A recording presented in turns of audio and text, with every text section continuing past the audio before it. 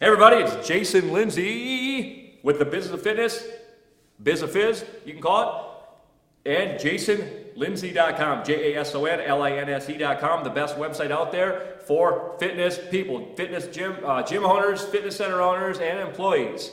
Go check out JasonLinse.com on a regular basis. Always new stuff going on there, especially the store page. You got to check that out. That's pretty new. There's a lot of cool stuff there for pennies, dollars, a few bucks. All good resources for you.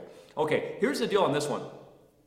There is I did a blog post for Club Solutions Magazine. It was like the second one I did back in, I think it was April 2014. And it was the how to sell personal training, 650 words on how to sell personal training. And I said, look, here's the three keys.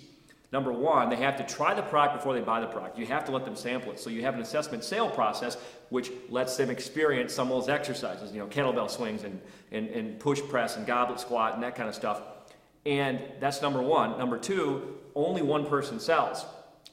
You find one trainer that has sales skills, and you funnel all prospective people through that person. And then the third point, I said, stop focusing or don't focus on one-on-one.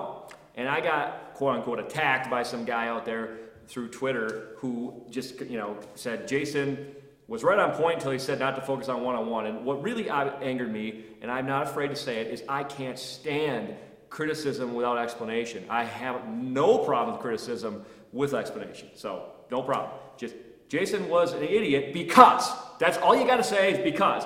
And we can talk about it. Just don't say he's an idiot, right? I might be, but I want to know why you think I'm an idiot. Well, anyway, here's why I'm doing this. Maybe to vent a little bit, but also, what had happened is him and I went back and forth. Then we talked.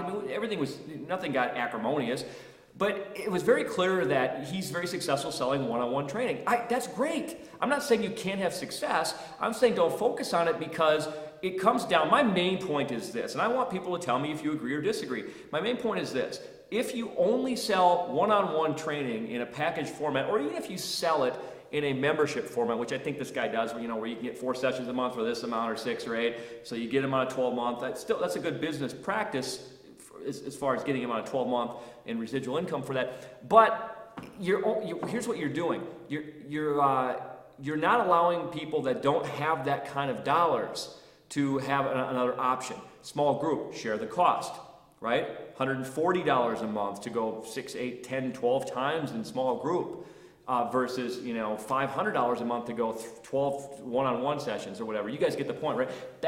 Listen, I'm just saying that to me makes the most sense, the most reason.